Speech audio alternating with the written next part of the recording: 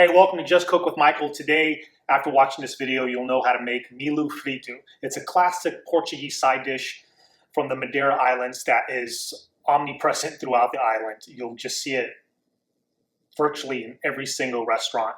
Extremely common there. And for us in the States and Italians, it's basically their version of polenta. I'm going to do Milho Frito. Milho is corn, frito is fried. So first I am going to cook the cornmeal in water and make it into what they would call mush. And you can serve it that way also, where it's just soft, almost like an oatmeal. A lot of times that's referred to as soft polenta here in the United States. And then I am going to spoon it into this casserole dish, spread it out flat. That'll set in the refrigerator for probably at least 3 hours or overnight.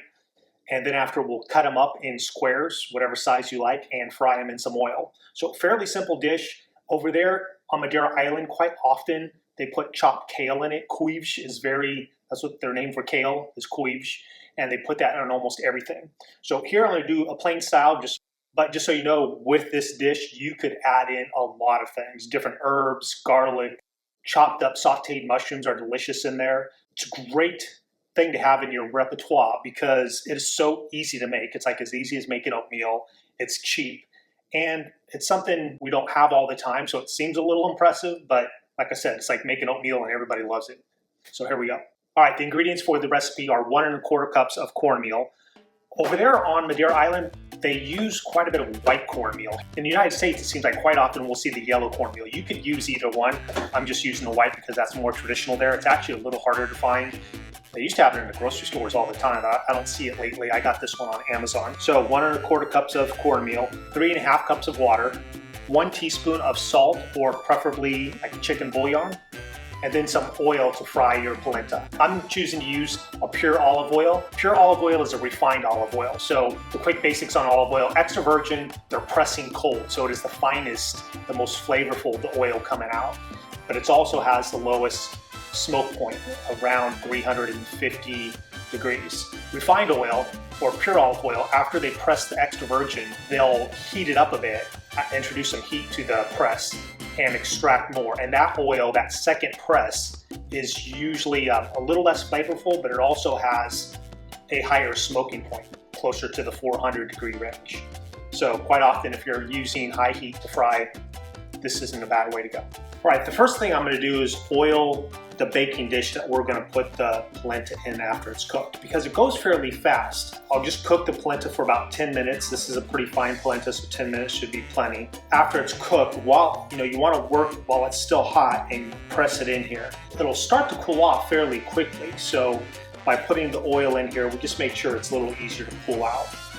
You don't need a lot, and you could use butter also if you like, or like a spray oil. Okay, I have my water boiling. First thing I'll do is put in my seasoning.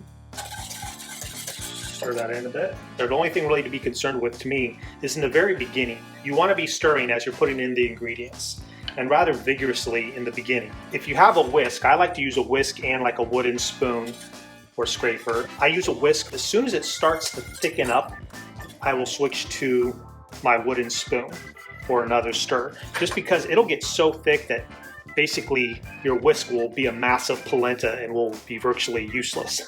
So be very, very quick, have all your ingredients ready, and it's just one right after another. So I'll put in my 1/4 cup. Now I'm stirring in my full cup, so that's 1 1/4 cups of polenta, and stir very vigorously. You can see right away, I could feel it thickening up a bit. Also, you could turn down your heat. Once your polenta is at a boil, turn down your heat to the lowest possible setting, because it'll want to boil like lava. You can see the polenta still coming out of my whisk, so that's okay. It's not too bad yet. Okay, now I am going to switch to a wooden spoon, and you can see how it's almost popping. It wants to bubble up, so that's why you need really low heat. And even sometimes you want to, if it's getting too hot, just take it off the flame for a while. The other thing I recommend is using a pan that has a fairly thick bottom, so you get even temperature, so you don't get hot spots. You don't want to use a cheap pan that's super thin on the bottom, because you will get hot spots.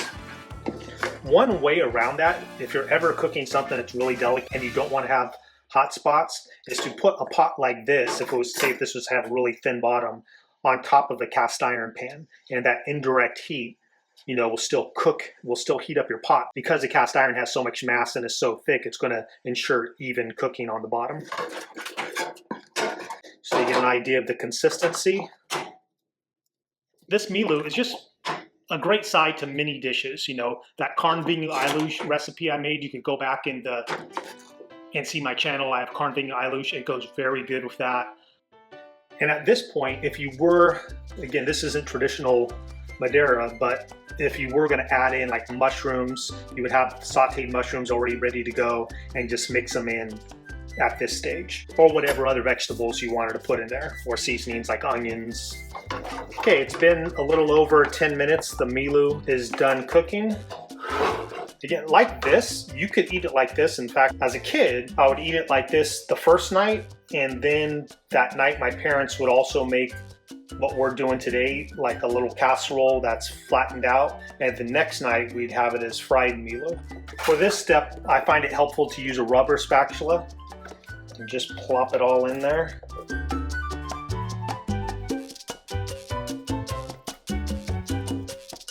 You can see it's fairly thick, you know, it doesn't want to run, it's not like a batter, and just kind of press it, but you can see how it sticks there. Kind of got to work at pressing it into the corners. And usually this is anywhere from, usually the thinnest is probably a 1/2 inch to about 1.5 inches.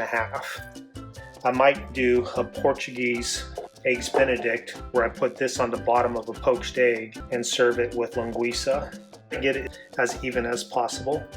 And see, if you had a casserole dish that was too big, you saw how thick the polenta was. You just could spread your polenta to like here and just create a border with your spatula, and just it'll hold that shape. So if you press it, you know, you could use a bigger pan or a bigger cookie sheet pan or anything, and just it will not run into the other side. Just keep that in mind. If what you have isn't enough to fill up a casserole pan, you could squeeze it as short as you like. All right, now I'm gonna put that in the refrigerator. I'm gonna go about my day doing some stuff, and I'll probably get back to this in anywhere from 3 to 5 hours from now. All right, our milho has set up. You can see it's very firm. Don't really know how to describe the texture, but it's kind of like polenta, I guess. And you don't have to do this. You can. Often I just, you know, cut them in little squares and pop them out of here with a spatula. Sometimes you might want to go around the edge just to make sure nothing's sticking to the side. But I put some wax paper down here. I'll just flip it over. Again, that's not a necessary step. Sometimes if you want to make it look nicer, you could kind of get rid of this beveled edge. Any size you like. I'm going to go for about, let's see, 1-inch pieces here. You do want a fairly thin blade, just makes it easier to go through things. That's about the size you want. That you know, that's just preference. Whatever, could be half of this, twice this size.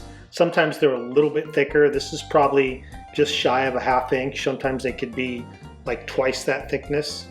And I'll fry these up. I like to use a non-stick pan for the frying. Just makes it a little easier. It's not necessary. Okay, I'm gonna turn on my pan, get it warm for the oil. Adding in my pure olive oil. I wanna be kind of liberal with it. I would say like a 1/16 of an inch. You know, nice little film on the bottom. You want to get your oil up to about 350 degrees. Basically, if you don't have a thermometer, as soon as you put it in, it should start sizzling. If it's not sizzling right away, it's not hot enough. Put it in away from you. You could serve it with the bacalhau dishes I've made on this channel. Go back and look at my bacalhau de natas. It goes very well with that. For the first few minutes, it's nice if they're not touching. Sometimes if they're touching, they kind of fuse together, and you just could go with a knife and break that apart if that happens. Fry for about 5 minutes on one side, then you want to peek and just to see that it's golden brown. Okay, you can see they're kind of brown on the bottom there, so I'll flip them over. Be careful with that hot oil. Now about another 5 minutes on this side. Okay, you can see both sides have a nice golden color to them, so they're ready to go. Looks beautiful. Hey, this is a piece of cake or a piece of milho frito. Very easy, give it a try. It just smells good, you just smell that corn. Can't wait to dig in. I have a lot of recipes on my channel that could go with this, so take a look at my channel, some of the Portuguese recipes you could serve with this as a side. Thanks for joining me today. Now go cook for someone you love.